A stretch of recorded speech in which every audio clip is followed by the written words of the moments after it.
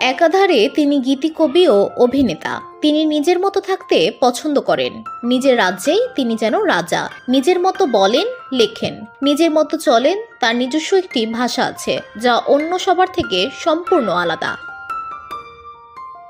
বলছি মার্জুক রাসেলের কথা। গীতিকবি ও অভিনেতার ব্যক্তিগত জীবনও প্রভাবিত করে তরুণদের, সেই সঙ্গে তাকে নিয়ে অসংখ্য কৌতূহল ভক্তদের। এর মধ্যে অন্যতম তার চিরকুমার থাকার কারণ। এবার বিষয়টি নিয়ে কথা বলেছেন মার্জুক। সম্প্রতি একটি গণমাধ্যমে দেওয়া সাক্ষাৎকারে বিষয়টি নিয়ে খোলামেলা কথা বলেন তিনি। শুনেছি জেরিন নামের এক তরুণীর সঙ্গে আপনার প্রেম ছিল। এরপর তিনি বিয়ে করে সংসারী হলেও আপনি হননি। এই প্রেমে কি আপনাকে সংসার বিভাগী করেছে? আপনার কি সংসারী হতে ইচ্ছে করে না? সংবাদ মাধ্যমের এমন প্রশ্নের জবাবে বরাবরের মতোই স্বভাবসুলভ ভঙ্গিতে মার্জুক বলেন, ওইটা একতরফা ছিল, আমার তরফে ওয়ান সাইডেড।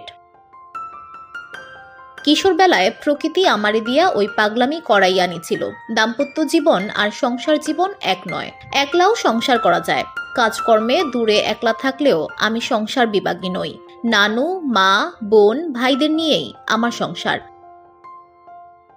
দাম্পত্যে জড়াইতে প্রথম চেষ্টা করেছি 1996 সালে। ম্যাচ হয় নাই। ম্যাচ না করলে সামাজিক আইন মাইনা জোর কইরা ম্যাচ করাইয়া আজীবন বা বিচ্ছেদের পূর্বাপর ক্যাচ ক্যাচ ঘ্যাচ ঘ্যাচ কইরা যাওয়ায় আমি আগ্রহী নই। ইংরেজি ম্যাচ মেকিং শব্দবন্ধনটা এই ক্ষেত্রে স্মরণীয়। ম্যাচ করে না। সম্প্রতি মুক্তি পেয়েছে রাজনৈতিক স্যাটার ভিত্তিক চলচ্চিত্র 840। এতে অভিনয় করেছেন মার্জুক রাসেল। এটি পরিচালনা করেছেন মুস্তফা সরোয়ার ফারুকী।